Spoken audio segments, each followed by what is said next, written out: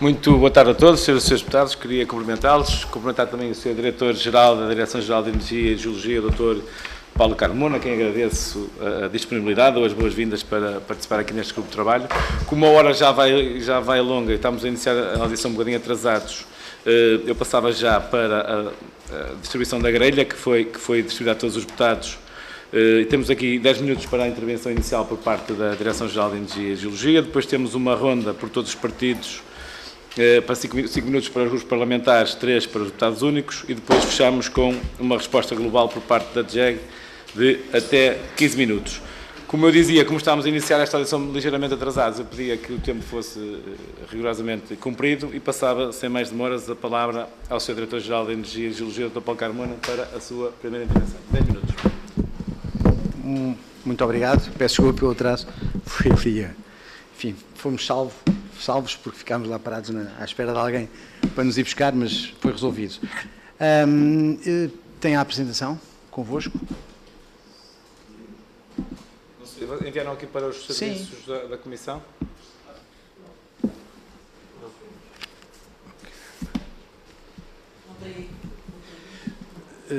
Posso enviar por mail, peço desculpa. Então agradeço.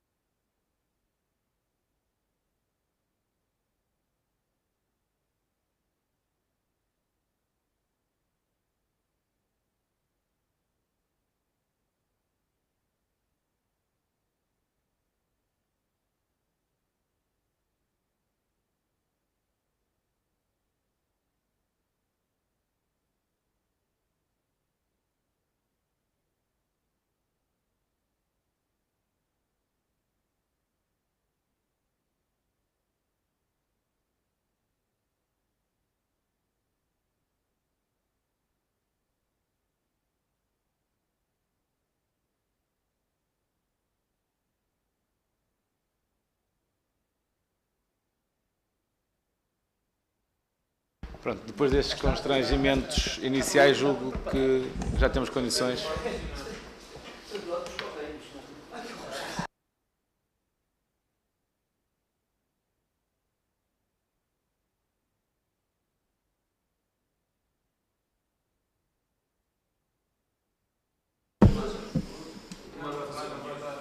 Mas dá sinal e se calhar aí o Bruno passa. Também são poucos. É? Pronto, okay. Vamos então. 10 minutos. Eu podia cumprir o tempo. Obrigado. Título? Tá? Então vamos avançando. Isto é hoje.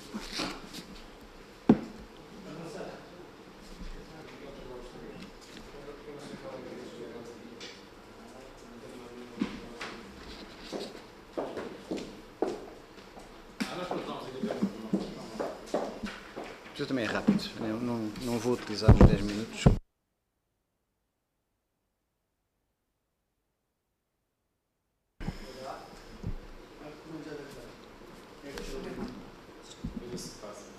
Tá, impecável, maravilha, ok. Bem, começar por uma breve descrição do incidente. Eu não vou repetir exaustivamente, porque os senhores deputados têm conhecimento do que é que se passou. As principais medidas de emergência adotadas, as principais medidas adicionais para reforço da resiliência e principais conclusões. Como sabem, começou às 11h33 do dia 28 de abril, as causas estão sob investigação, o relatório final de peritos da NTSO vai previsto para o primeiro trimestre de 2026, para o final, em finais de março, com causas e responsabilidades. O Sistema Elétrico Nacional estava em estado normal, com importações líquidas de Espanha, e às 11h33 uma descida de frequência desencadeou a ativação do Plano de Defesa do Sistema Elétrico Nacional. Apesar dos desleixos de carga verificados, a frequência não recuperou, levando ao colapso do sistema. A interrupção do fornecimento de eletricidade a cerca de 6,4 milhões de clientes em Portugal. Ora bem, o que é que nós temos a dizer basicamente em relação a isso?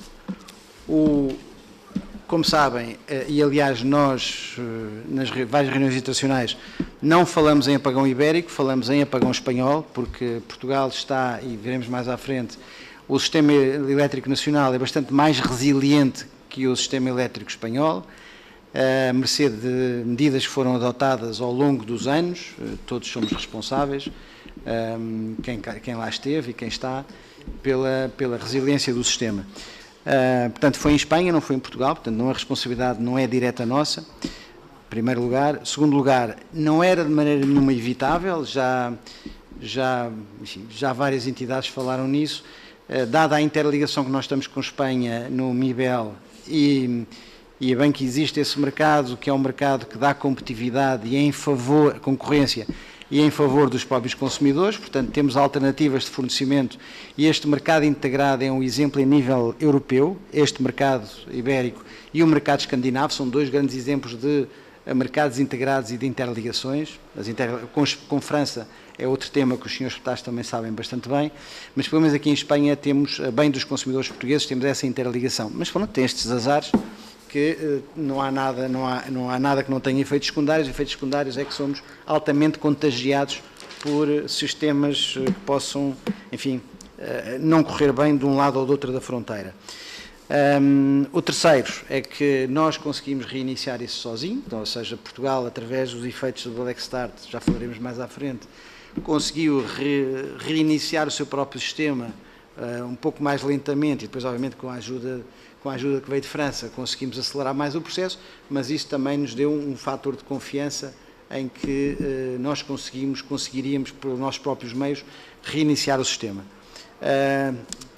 Quarto e último, nós, depois passado uns tempos a seguir ao apagão, como sabem, nós tivemos 1 mês e meio, 2 meses, praticamente a viver em autarcia, ou seja, a viver apenas com os nossos próprios meios, o que deu para provar que o Sistema Elétrico Nacional, além de resiliente, também é autossuficiente em caso de emergência, em termos de soberania energética, o que nos dá um certo conforto. Portanto, foi em Espanha, não é responsabilidade nossa, enfim, somos.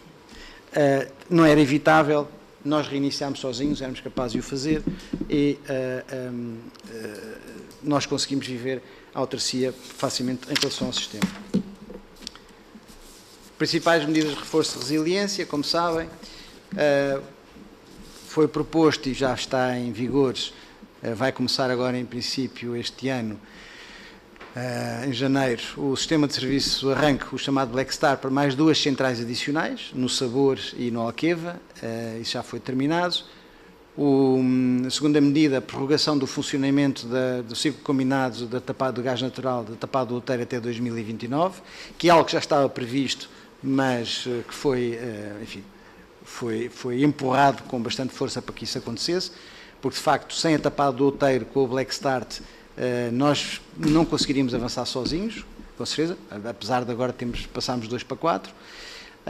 A aprovação de 137 milhões de euros de investimentos em recursos de controle de tensão, como sabem, eu penso que pelos vossos conhecimentos e pelas vossas informações, foi um problema de controle de tensão em Espanha, pelo menos é aquilo que foi, enfim,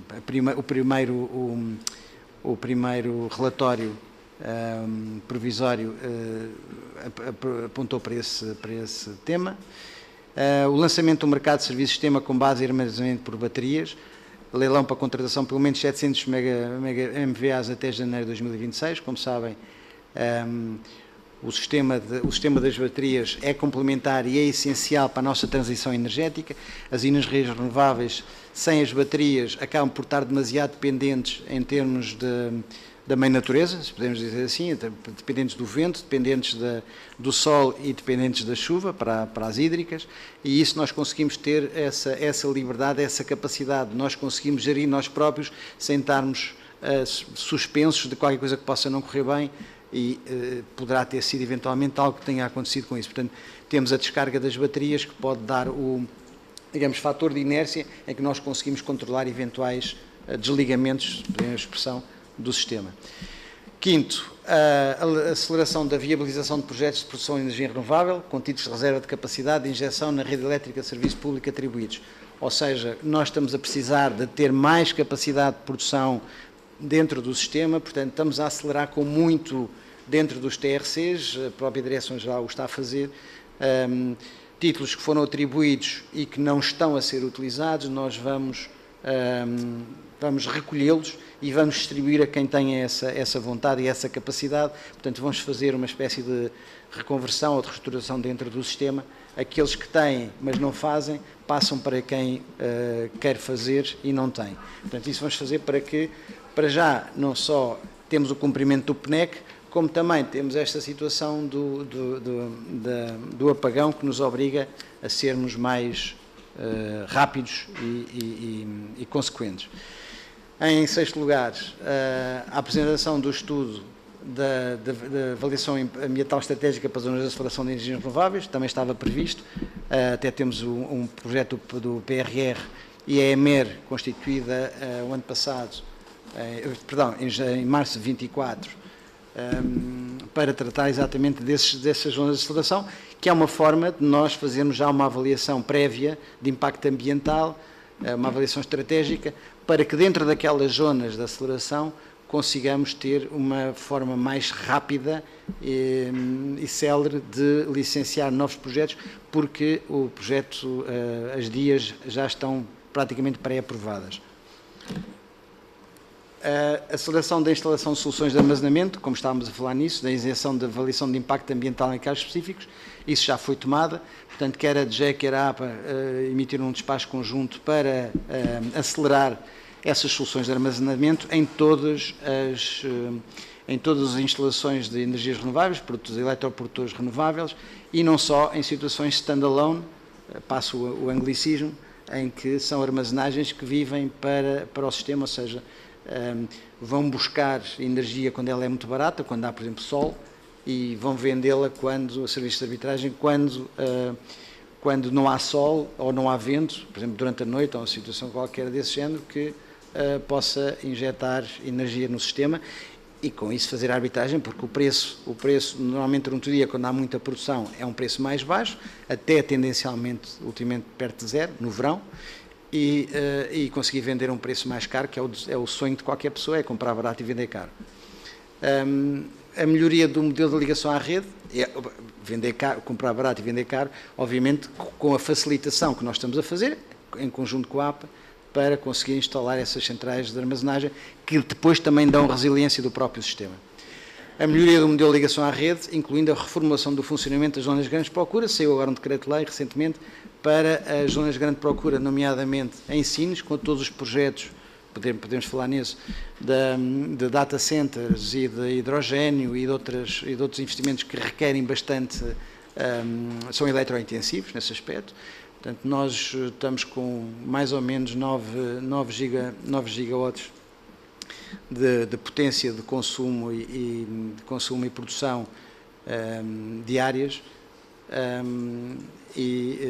os projetos, os pedidos estão na casa dos 30 gigawatts, ou seja, para triplicarmos a capacidade. Muitos deles não verão a luz do dia, mas temos bastantes pedidos e bastantes projetos. Como sabem, vem nos jornais, da imprensa, o Portugal está no mapa para os data centers e para modelos de hidrogênio, de produção de hidrogênio verde, que requer bastante necessidade de produção de energia essencialmente renovável. Start de Campo está para começar agora, é o primeiro de todos, mas há muitos em projeto e para avançar. O lançamento de leilões periódicos de capacidade de injeção, de forma a dar previsibilidade e transparência ao setor, ou seja, basicamente dados, estatística, e esses leilões, ou seja, a atribuição de TRCs, aquilo que eu estava a falar há pouco, de TRCs que não estão a ser utilizados, Para concluir, não são a ser utilizados, e estamos a dar a quem queira utilizar. Reformação do modelo de planeamento das redes de transporte e distribuição. Principais conclusões. Bom, um minuto. Eu pedi um minuto para terminar a sua intervenção inicial. Terminar rapidamente. As medidas de emergência ativadas revelaram-se eficazes e adequadas. O que eu acho, e só para terminar mesmo, o apagão em si, felizmente, que não houve muitos danos, nem houve vítimas pessoais a lamentar. No meio nesse aspecto, eu acho que foi um teste excelente para nós testarmos o sistema, porque não houve danos nas redes de transporte, de eletricidade, não foi cyber-attack, não foi terrorismo, não foi um sismo, e isso para nós foi um teste fantástico para que numa próxima vez, se acontecer, esperemos que não, no caso de ciberataques, se nós estejamos mais preparados. Foi um bom teste, foi uma boa simulação, felizmente não correu mal. Há males que vêm por bem e este foi um mal que veio por bem. Muito obrigado. Muito obrigado, Sr. Diretor-Geral. Também dizia-lhe que terá 15 minutos para a resposta final, portanto, alguma coisa queira complementar a sua intervenção inicial. Passamos agora à ronda pelos diferentes grupos parlamentares e passava ao grupo parlamentar do PSD, o Sr. Deputado José Lago Gonçalves. 5 minutos. Muito obrigado, Sr. Presidente, caras e caros colegas deputados, Sr. Diretor-Geral, Dr. Paulo Carmona.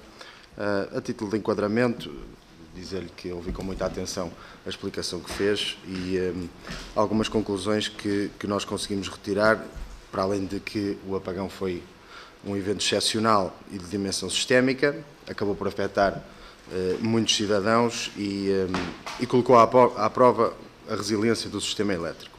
Em particular, a capacidade de preparação e de resposta dos Estados-membros a eventos externos. Não foi uma ocorrência banal, nem estamos perante um episódio que possa ser tratado com simplificações ou leituras apressadas. Trata-se de um incidente que expôs vulnerabilidades num contexto de transição energética acelerada. Mas há um ponto que temos que fazer e que importa desde logo reconhecer, é que a investigação técnica às causas do apagão ainda está em curso, é conduzida a nível europeu e deve ser respeitada na sua metodologia e nos seus prazos, bem como na sua independência. Todavia, importa dizer que o Parlamento não substitui essa investigação técnica, mas tem o dever de acompanhar politicamente o processo, de escrutinar o enquadramento institucional e de retirar lições de política pública e de planeamento estratégico de um evento desta magnitude. Portanto, a audição da DGEG insere-se exatamente nesse espaço próprio de escrutínio democrático e, portanto, aquilo que podemos fazer é avaliar também se o quadro legal, o planeamento do sistema elétrico e os instrumentos de preparação para os riscos são adequados para responder a eventos sistémicos graves. Sabemos hoje, e teve a oportunidade de dizer, que a origem do apagão não foi em Portugal. Sabemos também que o sistema elétrico nacional conseguiu-se isolar e recuperar com produção 100% nacional, mas isso não elimina, antes, pelo contrário, acho que reforça a necessidade de refletirmos sobre a robustez desse planeamento e da suficiência dos mecanismos de segurança e de abastecimento e a preparação do sistema para esses cenários. Ora, a DGEG tem aqui um papel central nisso, porque é a autoridade nacional responsável pelo planeamento estratégico, pela definição das regras de preparação para os riscos do setor e pelo enquadramento estratégico na segurança. Ora, nesta audição há 3 pontos, 3 dimensões que queremos clarificar. Em primeiro lugar, já tive a oportunidade de lhe dizer, tem que ver com o enquadramento legal e de planeamento, isto é, se esse enquadramento legal está preparado para eventos sistémicos graves, como o ocorrido no apagão.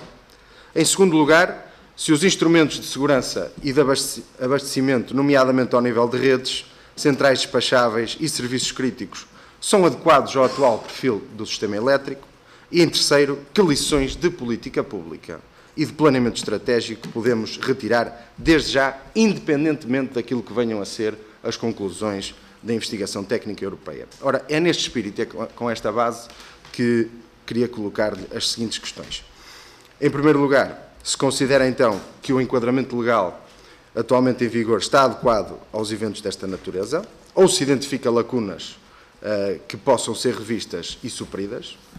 Em segundo lugar, o episódio revelou limitações a nível da estabilidade e resiliência do sistema elétrico. De que ponto de vista é que a DGEG considera orientações atuais de planeamento da rede e de segurança de abastecimento refletem plenamente estas vulnerabilidades?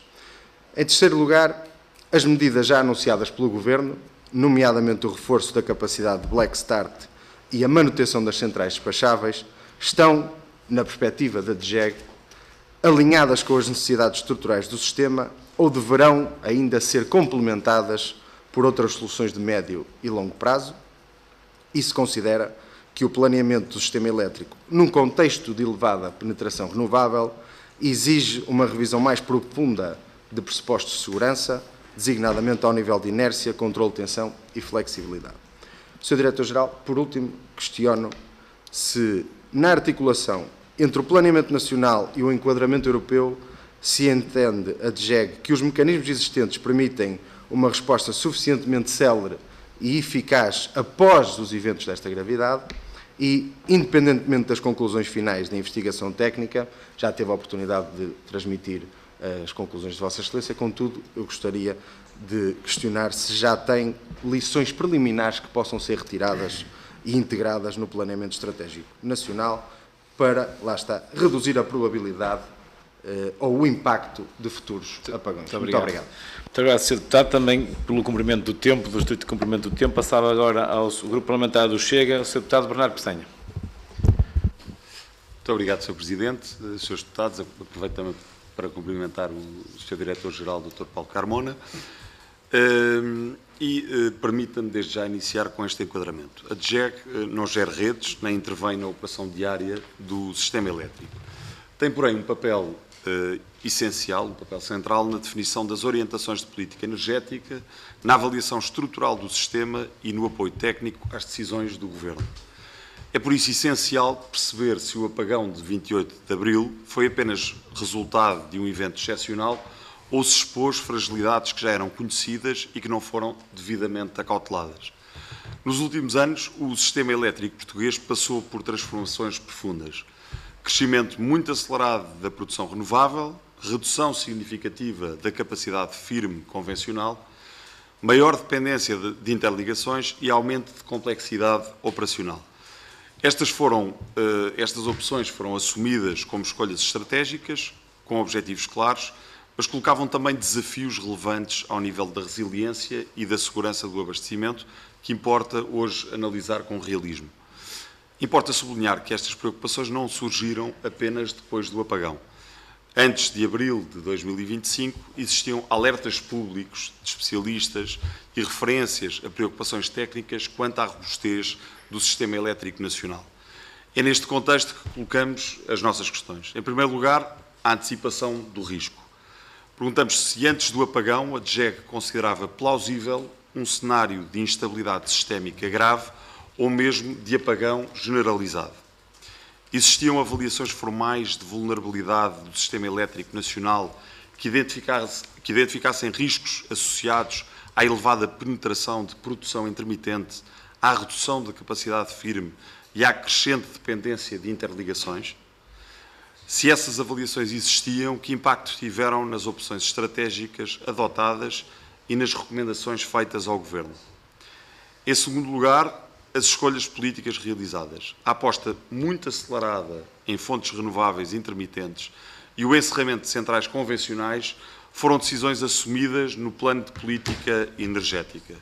Perguntamos se, do ponto de vista da DGEG, essas escolhas foram acompanhadas de medidas suficientes para garantir redundância, inércia e capacidade de resposta em situações extremas, ou se partiu do pressuposto de que o sistema conseguiria acomodar estas transformações sem riscos relevantes para a segurança do abastecimento.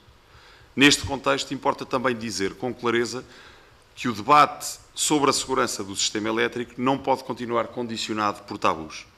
Vários especialistas têm defendido publicamente que a discussão sobre fontes de produção firme e não intermitente deve ser feita com celeridade e base técnica.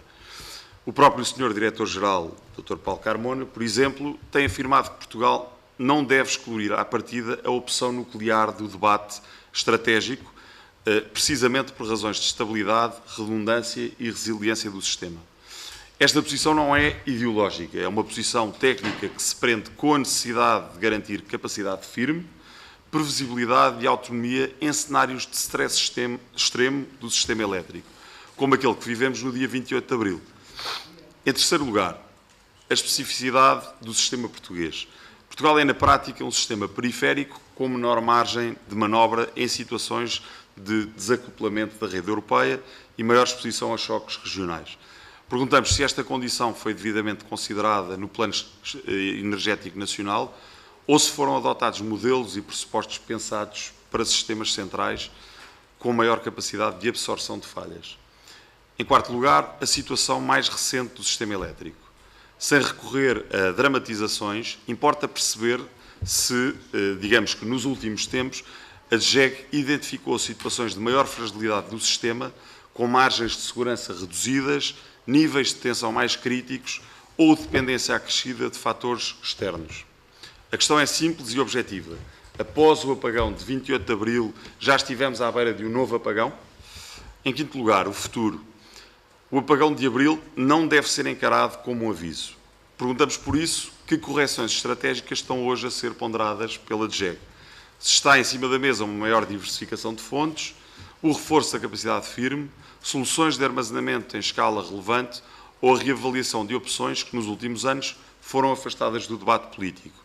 Em particular, perguntamos se a DGEG considera legítimo e necessário que Portugal volte a estudar de forma séria e descomplexada todas as opções que contribuem para a segurança do abastecimento, incluindo o nuclear. Muito obrigado. Muito obrigado, Sr. Deputado Bernardo Pessanha. Passava para o Grupo Parlamentar do Partido Socialista, Sr. Deputado Pedro Vaz. Muito obrigado, Sr. Presidente. Senhoras e Senhores Deputados, Sr. Diretor-Geral, eu vou ser muito breve, até porque já tivemos aqui algumas, de certa forma, do ponto de vista técnico, já se abordou de forma significativa o que aconteceu, até porque, e já agora, o relatório está feito, agora falta saber quais são as recomendações relativamente àquilo que aconteceu, porque o relatório é bem extenso sobre o que aconteceu.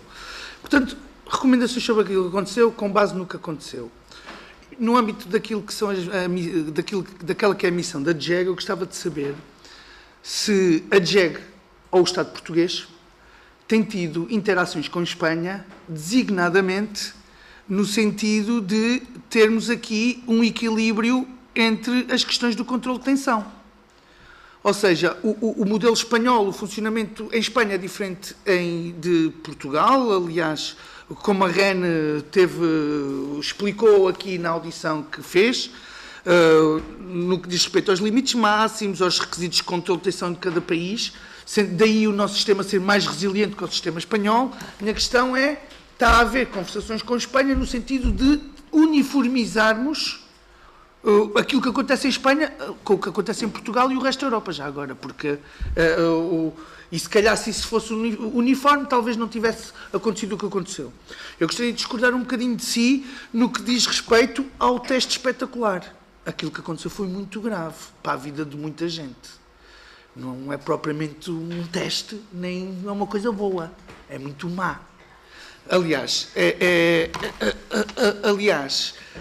eu gostava de fazer outra questão relativamente a isso, porque é algo que ainda não abordámos aqui muito.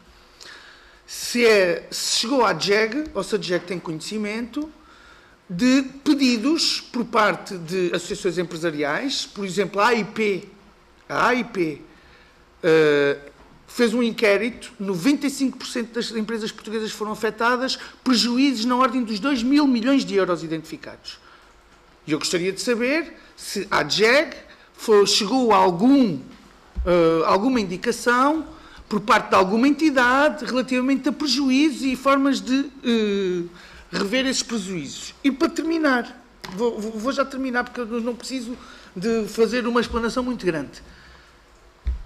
o Sr. Diretor-Geral falou da revisão dos títulos atribuídos de utilização para energias renováveis e que provavelmente iam-se retirar a uns para dar a outros. Eu gostava de saber como é que vai operacionalizar juridicamente essa cassação dos títulos e em que modos isso vai haver lugar à indemnização a quem já tem os títulos atribuídos.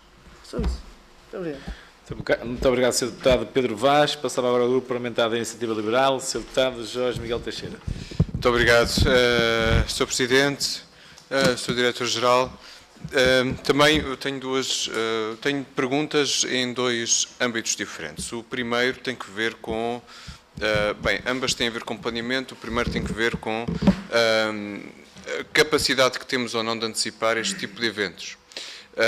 Em declarações da própria DGEG ainda no ano passado, foi dito que houve outras ocasiões similares a estas em que conseguimos ainda assim evitar um desfecho como aquele que tivemos no dia 28 de abril de 2025. E o que eu tenho vindo a perguntar em várias audições é basicamente, então, do ponto de vista de risco, onde é que estamos? Porque quando estamos a avaliar os investimentos que é preciso fazer para assegurar que estamos seguros, temos sempre de cruzar a probabilidade destes eventos com o impacto que eles vão causar. E a partir do cruzamento entre a sua probabilidade e o seu impacto, eu consigo ter uma estimativa racional do que é que vale a pena investir de recursos públicos, que custos é que vale a pena, do ponto de vista dos consumidores, suportar-se para que se mitigue estes efeitos. Porque um apagão como este, se acontecer uma vez em cada 100 anos, se calhar não precisamos de atirar tudo para cima do sistema elétrico para evitar que se suceda. Se, pelo contrário, se há o risco disto acontecer, sei lá, uma vez de 5 a 5 anos, se calhar então temos de ter uma abordagem completamente diferente. E, sendo a DGEG uma entidade que também tem funções ao nível do planeamento, eu gostaria de ouvir a sua opinião sobre isso. Agora, falando das funções ao nível do planeamento, houve um aspecto na sua apresentação que referiu, mas não elaborou na sua apresentação, sobre o qual gostaria de ouvir mais.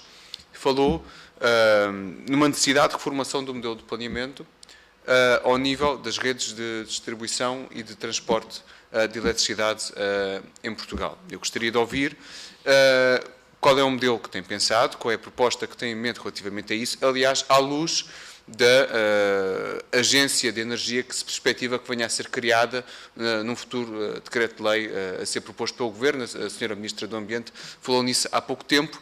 E que alterações é que perspectiva nesse âmbito? Muito obrigado. Muito obrigado, Sr. Deputado Jorge Teixeira. Passamos agora ao Grupo Parlamentar do LIVRE, a Sra. Deputada Patrícia Gonçalves. Muito obrigada, Sr. Presidente. Cumprimento os representantes da DGEG. A DGEG tem um papel central no Sistema Elétrico Nacional, na segurança de abastecimento, na resposta a incidentes como o apagão, e incluindo a aplicação de procedimentos de reposição faseada do serviço e a respeito pelas prioridades previamente definidas. É também responsável por avaliar a robustez do sistema e as interdependências com as interligações ibéricas e europeias, produzindo análises técnicas que devem informar decisões do Governo. Este grupo de trabalho é, por isso, essencial para perceber como reduzir a probabilidade de novas falhas e minimizar os seus impactos na sociedade. Tenho 4 questões, ou 5. Tenho uma sobre planeamento, coordenação e defesa do sistema e gostaria de saber que conclusões retirar a DGEG, não tanto, como já indicaram, obviamente, sobre as causas imediatas do apagão de 28 de abril, mas sobre possíveis falhas de planeamento, coordenação com operadores de rede e sobre a eficácia dos planos de defesa do Sistema Elétrico Nacional. Gostaria de saber se temos lições a aprender e a incorporar com o apagão e quais. Depois, relativamente ao plano de preparação para riscos e gestão de crise, este foi o primeiro evento em que a DGEG teve de aplicar em contexto real este plano, no setor da eletricidade, que foi enviado à Comissão Europeia há cerca de 3 anos. E gostaria de saber que avaliação fazem da sua aplicação, nomeadamente dos critérios usados para identificar os setores prioritários, da rapidez e clareza da comunicação dessas prioridades aos operadores de rede e à proteção civil.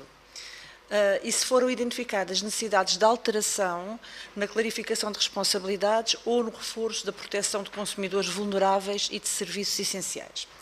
Depois, relativamente a alertas prévios e à quase ilha elétrica que aqui temos com Espanha e procedimentos de emergência, após um incidente semelhante em 2016, terão existido alertas e recomendações da DGEG sobre vulnerabilidades do sistema que foram até recordados em maio agora de 2025 pelo LNEC. desculpem, pelo NEG. Que avisos concretos, gostaria de saber, foram feitos desde então e em que medida foram acolhidos na operação do sistema, nos códigos de rede e na definição das reservas de segurança? E depois, tendo em conta a elevada penetração de renováveis e a condição da Península Ibérica como quase ilha elétrica, que propostas apresentaram ou pensam apresentar para atualizar os procedimentos de emergência, incluído o Black Start, a gestão de frequência, os compensadores síncronos, e em que ponto está a sua implementação? E se consideram que os critérios de segurança atuais são adequados a esta especificidade ou se deveriam divergir mais claramente dos padrões europeus, por ser um caso muito particular, a ilha energética Portugal-Espanha. Depois, relativamente à segurança do abastecimento ao gás natural e à transição energética, também tenho aqui algumas questões. Após o apagão, sublinharam a importância das centrais a gás para a segurança de abastecimento e é também uma conclusão do vosso relatório de monitorização da segurança de abastecimento do Sistema Elétrico Nacional, que tinha sido escrito em fevereiro de 25. E entendem que, mesmo assumindo que existe disponibilidade de geração do sistema eletroprodutor de Espanha, as atuais centrais de ciclo combinado a gás são essenciais para garantir a segurança do abastecimento do sistema. E então, compreendendo que seja necessário garantir a capacidade firme em situações de exceção e cenários de stress do sistema elétrico, gostaríamos de saber como avalia a DGEG o risco de que o reforço deste papel destas centrais possa travar o investimento em renováveis, armazenamento e flexibilidade do sistema. Em particular, qual o horizonte temporal assumido para esta dependência, que trajetória de redução da utilização e de potência instalada está prevista, alinhada com o PNEC, e que salvaguardas existem para que mecanismos como pagamentos por capacidade não atrasem a transição energética. Muito obrigada. Muito obrigado, Sra. Deputada Patrícia Gonçalves. Chegamos agora ao fim da ronda de intervenções dos diferentes grupos parlamentares. Passava a palavra ao Sr. Diretor-Geral de Energia e Geologia, Dr. Paulo Carmona, para a sua resposta final. Tem até 15 minutos. Tem a palavra. 15 minutos para tantas extensas perguntas e altamente técnicas e boas, de modo geral. Alguma ordem? Posso escolher aleatoriamente? Se calhar, Sra. Deputada, que está mais fresco. Mais fresco.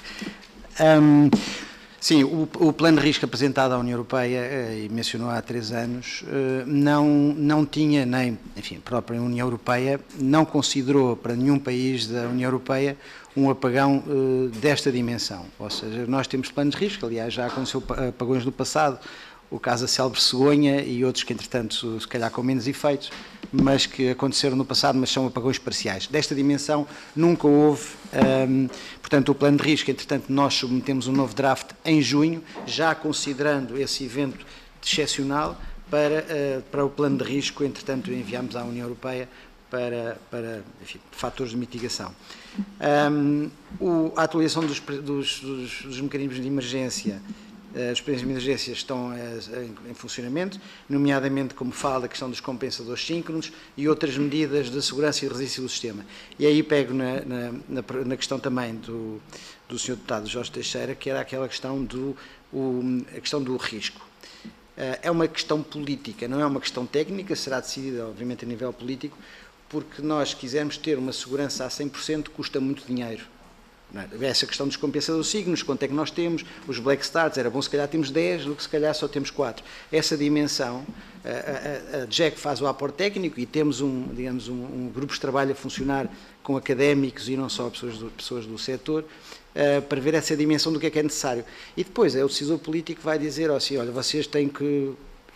Nós queremos que haja apenas um apagão em 50 anos, então custa X. Mas, se calhar, em 20 anos, se calhar é muito mais barato para os portugueses, a eletricidade fica mais barata, mas, se calhar, tem um risco maior de ter apagão. Essa dimensão não é nossa, é uma dimensão política e, se calhar, aqui da própria Assembleia, que fazem a aprovação também do PEDIRT e do PEDIRC, que são planos de transporte de eletricidade e de distribuição, e nesses aí também está essa própria dimensão de cobertura de risco e qual é que nós queremos. Em relação ao horizonte de dependência, também, voltando atrás à senhora deputada, a questão da potência firme... Obviamente que nós temos o PNEC para cumprir e no PNEC está isso, o PNEC foi aprovado aqui, para lá, e temos o RMSA, que entretanto também foi efetuado por nós.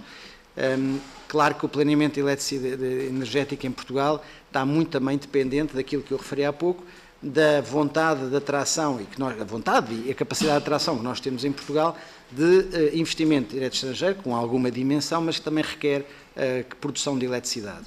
E nós sabemos as dificuldades que nós estamos a ter, nomeadamente algumas situações mais mediáticas de instalação de centros eletroprodutores renováveis, nomeadamente solares, com alguma contestação local e que nós temos assistido. Portanto, há também, e aí as zonas de aceleração de energias renováveis vão facilitar isso, porque são zonas para onde nós queremos canalizar e planear a eletroprodução, nomeadamente solar, que tem uma extensão bastante grande e de ocupação do espaço, com efeitos secundários, enfim, junto do território e da paisagem. Portanto, há essa dimensão que nós temos que ver, essas simulações que estamos a começar no terreno, há necessidade, obviamente, da potência firme por essas razões que nós apresentámos e também, como a Sra. Deputada e os outros, também os Srs. Deputados também falaram bastante, e eu também referi na capacidade, nós temos de ter um grande investimento para fazer a transição energética, um grande investimento na armazenagem, para nós podermos ter a inércia do sistema para que, se falhar alguma dessas situações, nós conseguimos compensar com capacidade própria de execução, ou seja, de injetar ou não e não estamos dependentes de fatores externos. E essa parte é muito importante, que é a questão, basicamente, em termos de potência firme, as centrais de ciclo combinado, nós podemos ligar e desligar conforme as necessidades do sistema, como a própria potência hídrica, a capacidade hídrica também acaba por ser uma fase de inércia, porque nós também podemos ligar e desligar conforme as necessidades do gestor global do sistema depois a fazer. Sobre a questão da reformação do planeamento, estava a falar da questão, é a parte do pedido, também já referi isso. O Sr. Deputado também falou da questão das interações com Espanha, exatamente. As interações com Espanha, eu só posso falar das interações técnicas, com o meu congénero espanhol, isso politicamente não sei, sinceramente não sei, ou pelo menos sei aquilo que devo saber. O que temos havido e temos que eles têm procurado alguma documentação e algo, como é que nós fizemos esse sistema elétrico espanhol. Os governos dos últimos anos têm trabalhado bastante, e por isso é que a resiliência do sistema existe, e os espanhóis estão, digamos, temos tido algumas reuniões técnicas de trabalho para dizer como é que nós temos o nosso sistema aqui a funcionar e como é que poderíamos fazer, porque nós somos irmãos, quase gêmeos, portanto, o que um faz, o outro também acaba por ter a sua repercussão. Portanto, é bom que estejamos todos a um nível suficientemente elevado e nós estamos aqui para nos entreajudarmos. Em questão do equilíbrio, exatamente as questões de tensão, isso nós estamos a trabalhar com eles, porque eles também, o relatório técnico que saiu cá para lá, o preliminar, fala precisamente da crescida de frequência. E essa parte é importante. Em questão que eu estava a dizer, isto foi um mal que veio por bem nesse aspecto, ou seja, ninguém está contente com o que aconteceu, não me leva a mal. Eu estou a dizer é que isto não foi uma dimensão tão... Não houve danos humanos a registrar, não houve muito complicado, houve prejuízos, mas serviu para nos compensar, para nos verificarmos uma situação que se fosse muito mais grave, que, nomeadamente a nível de testes, de o que é que funcionou bem, o que é que funcionou menos bem, para nós corrigirmos e termos essa capacidade de o fazer. Nós, por exemplo, não conseguimos testar os black starts se não houvesse apagão. É uma, por definição. Exatamente. Pronto. Mas estão a ver, o que estou a dizer é que para testar os black starts tivemos de ter o apagão, porque senão não tínhamos a maneira de testar. Quanto a falar, por exemplo, dos prejuízos que houve, os prejuízos que houve é uma... O que está a passar é o relatório preliminar não apontou responsáveis. E nós sabemos que há muitas empresas, seguradoras nomeadamente, que estão preocupadas com o termo de ressarcir, enfim, basicamente cumprir as apólices, mas também saber a quem é que eles vão buscar ressarcir-se. E esse vai ser está tudo na expectativa do que é que vai trazer o relatório da NTOCE em março. E em março já virá com um nível de responsabilidades em que possa acionar os advogados e as causas cíveis por parte das seguradoras, porque sabem perfeitamente, não é que eu fico contente com as barbas do vizinho a arder, se me permitem a coloquialidade, mas eles têm um problema porque aquilo foi originário em Espanha. Portugal não tem, seguramente, nós somos relativamente inimputáveis por isso, porque, de facto, a nossa rede elétrica manteve-se, enfim, dentro daquilo que é possível que acontecer. Ou seja, não conseguimos nunca evitar o apagão em Portugal. Portanto, vamos ver o que é que diz o relatório de intenção em relação aos 2 mil milhões, mas para a sua pergunta direta, ninguém abordou a DGEG sobre isso, não será a DGEG, mas estaremos atentos, obviamente, ao que se irá passar, como essa questão. Em relação ao Sr. Deputado Bernardo Senha, a questão o que nós tínhamos visto antes do apagão, há instabilidades do sistema, todos os sistemas do mundo têm quando se trata de eletricidade. É um sistema provavelmente instável e daí, e Portugal tem tido uma gestão bastante boa a nível do sistema, daí, e aliás, a Direção-Geral, estivemos presentes no centro da REN quando foi o tema da ligação, quando foi o restabelecimento das ligações, e ver a malha fina. Eu não sou engenheiro de formação, mas quase que tirei um curso de engenharia, enfim, para totós nesse dia, e realmente a filigrana que é juntar a procura com o consumo para não haver desfazamento e quebras de frequência é algo que é bastante delicado e eu não tinha essa noção. Portanto, isso obviamente que há, e de vez em quando há pequenos apagões por uma questão ou por outra, ou porque há um incêndio, e aplicam-se medidas de curtailment que estão previstas no próprio sistema, no Sistema Elétrico Nacional. Em questão à questão, muita gente fala da questão da vulnerabilidade do sistema por causa da intermitência e a necessidade de interligação e da potência firme.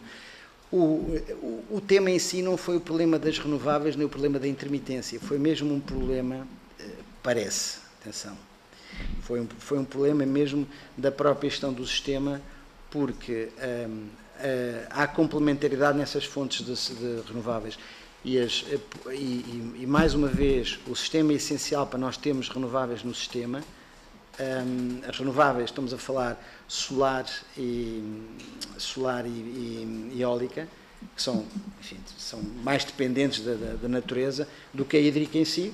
A hídrica tem um ano chuvoso ou menos chuvoso, mas não está no dia próprio. A capacidade de produção elétrica tem a ver com a albufeira em si, portanto não depende a que horas é que chove ou deixa de chover. Portanto, temos uma capacidade de injeção ou não injeção no sistema comandado por nós. Portanto, o que há, essa situação, é uma melhor capacidade de gestão, porque o que é que se passa? Nós, e das redes, o nosso sistema foi desenhado de sempre, nós e os sistemas, atrever-me a dizer, mundiais, foi num sistema radial, ou seja, quase teia de aranha, em que havia um sistema, um eletroprodutor e depois irradiava a energia à volta. O que é que nós estamos a assistir agora? Estamos a assistir não só que nós não controlamos o eletroprodutor como era antigamente, ligar e desligar, mas nós temos uma multipolaridade de eletroprodutores pequenos, desde 1 mega até gigas, e que nós, uns conseguimos controlar, outros não conseguimos controlar, mas é uma malha enorme e isso obriga a um investimento em termos de inteligência artificial. Isto dava para mais, enfim, várias horas para falar, mas isto está a ser aplicado e há estudos que nós estamos a fazer em nível de benchmarking e a copiar as boas práticas que se fazem dentro dos nossos parceiros da AIE. A Irlanda tem um caso muito interessante, a Holanda também, a Dinamarca, os escandinavos. Portanto, há situações, nós temos um bom sistema, mas estamos sempre a aprender e isto é bastante importante. A potência firme é obviamente que é importante. Em relação à questão do nuclear, é uma questão basicamente política. A AIE diz que a produção nuclear vai duplicar em vários anos. Eu sinceramente não sei se Portugal tem dimensão para ter um nuclear ou não tem uma dimensão para ter um nuclear. Fala-se muito das grandes centrais, SMRs. Nesta altura, Portugal não tem necessidade de ter um nuclear, mas é algo que não se deve descartar pela questão mais de soberania energética no futuro. Mas isso, como disse, é uma questão política. Eu sou técnico, não temos nada a ver, estamos a falar em termos de neutralidade tecnológica, essa capacidade de nos dar essa, digamos, essa soberania, mas isso não me cabe a mim estar a falar nessa situação, só estou a falar em nível tecnológico. Temos as centrais de ciclo combinado, essas para já no sistema dão-nos a potência firme que nós temos como mecanismo de capacidade de entrar e sair. Para já não se prevê essa necessidade, mas enfim, não será por aí digamos, a grande questão, mas não nos pomos sequer a falar nesse tema, que é um tema muito sensível. Portanto, não cabe certamente aqui aos técnicos burocratas da DGEC estar a falar nisso. Estamos a falar só de um ponto de vista de gestão do sistema e não saberá, obviamente, connosco. Em questão à instabilidade e aquilo que nós aprovamos e aquilo que temos estado a fazer, obviamente que há complementaridade do que é que nós temos a nível de trabalho. A Secretaria do Ministério, a Sra. Ministra e o Sr. Secretário de Estado, desde o primeiro momento, aliás, várias iniciativas, 3 meses depois e 6 meses depois, fizeram cá fora o anúncio das medidas.